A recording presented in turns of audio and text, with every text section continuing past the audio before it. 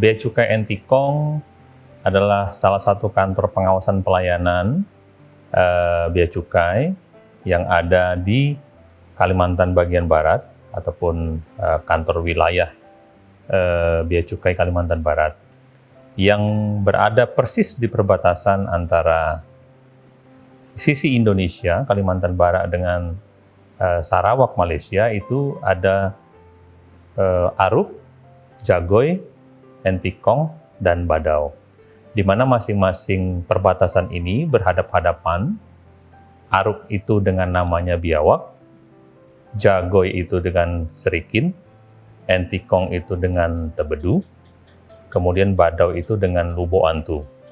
Nah, di 4 titik itu sekurangnya didirikan oleh pemerintah namanya PLBN, Pos Lintas Batas Negara. Namun Jagoy sedang dalam proses finishing, hampir jadi, kemungkinan akhir tahun ini atau tahun depan diresmikan.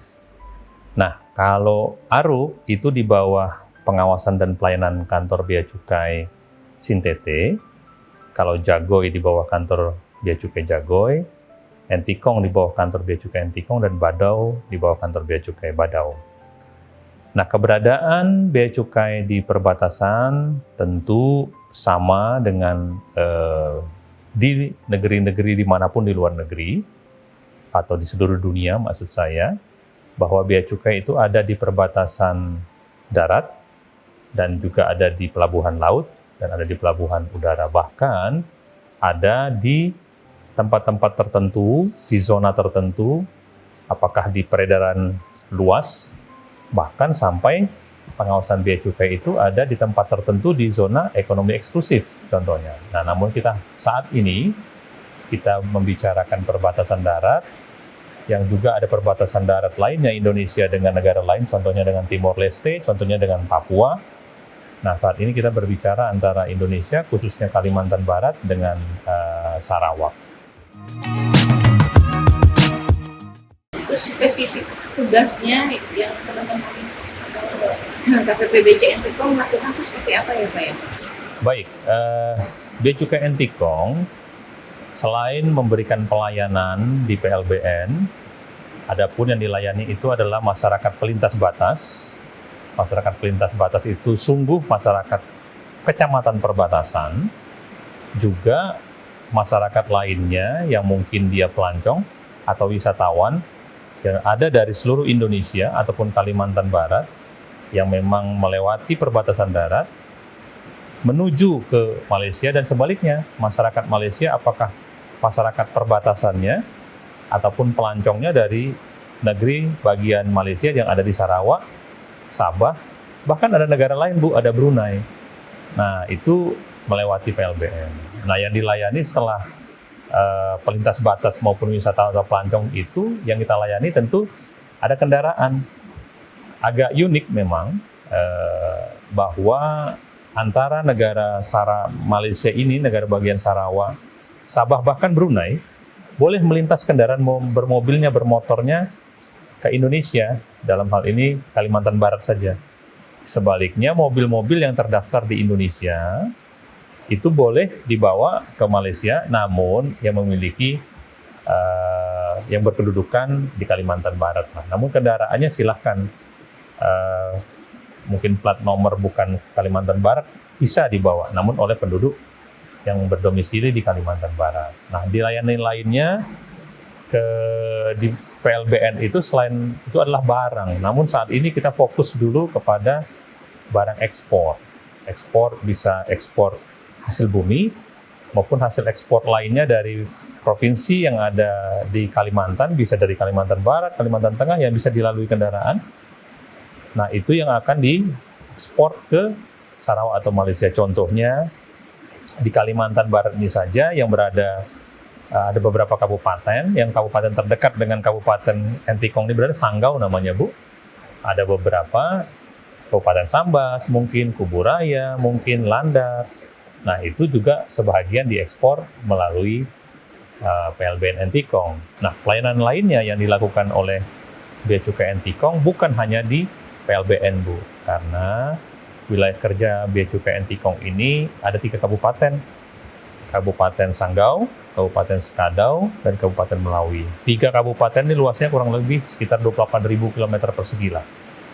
Nah, di ibu kota Kabupaten Entikong ini, Kabupaten Sanggau namanya, ada suatu kawasan berikat, Bu. Nah, ini industrinya ini adalah industri pengolahan kayu menjadi plywood. Nah, itu juga kita layani, kita ada menempatkan pegawai kita di sana.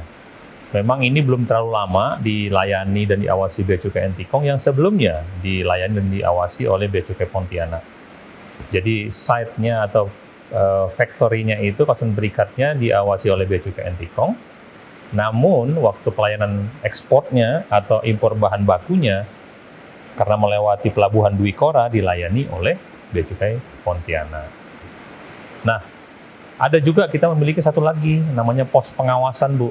Nah, pos pengawasan ini sungguh hanya untuk pengawasan perbatasan, itu ada di dusun, namanya Dusun Segumon dan Dusun Bantan, di kecamatan perbatasan juga. Jadi ada kecamatan perbatasan itu ada Entikong dan Sekayam. Nah, posisinya di sana. Di sana itu sungguh adalah untuk mengawasi hanya benar-benar masyarakat pelintas tradisional, Bu.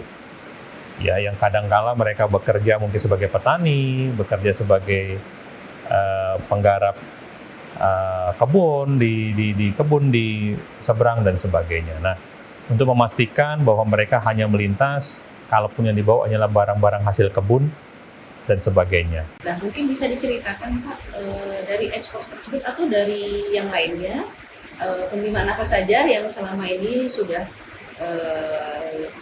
dihasilkan oleh Direktorat Jenderal Bea dan Cukai untuk penerimaan negara, kemudian khususnya di perbatasan. Aktivitas perdagangan di PLBN memang sebenarnya ada impor, namun masih sebatas barang yang dibawa oleh perorangan. Nah, sebelumnya, sebelum COVID, memang ada fasilitas yang diberikan oleh pemerintah terhadap masyarakat perbatasan, ada namanya skema KILB, Bu. Skema KILB adalah Kartu Identitas Lintas Batas, adalah pembebasan bea masuk dan pajak dalam rangka impor yang khusus diberikan bagi masyarakat perbatasan saja. Ya, kalau di Kabupaten Sanggau ini sekurangnya penduduk di Kecamatan Entikong dan Kecamatan Sekayam yang dapat menikmati itu, yang nilainya nilainya 600 ringgit Malaysia per usia dewasa untuk 1 bulan, Bu. Kadang di sore hari atau di siang hari saya sesekali melakukan spot check, tapi bukan maksud saya yang lain adalah selain memberi semangat mereka. Dan saya sampaikan lagi bahwa siapapun pimpinannya, siapapun pegawainya di sini, tidak akan selamanya di sini, tentu akan berganti. Namun, kantor Bea Cukai ini, negara Republik Indonesia ini harus tetap berdiri, tetap eksis. Jadi saya semangat teman-teman, kita bekerja di sini dengan baik, pimpinan memperhatikan kita. Mungkin itu, Bu. Terima kasih. Baik, terima kasih Pak. Itu semoga bisa ditularkan Pak bagi teman-teman lain yang ada di perbatasan ya, terutama yang masih muda nih, generasi milenial, gimana supaya bisa beradaptasi ya Pak dengan lingkungan di perbatasan dan dengan keterbatasan juga ya Pak ya. Siap. Semoga bisa lebih maju lagi ke depannya. Terima kasih banyak Bapak atas wawancaranya. Demikian Sobat Korpu, wawancara kami dengan Pak Aristola Nainggolan, Kepala KPPBC Entikong. Terima kasih, semoga bermanfaat. Assalamualaikum warahmatullahi wabarakatuh.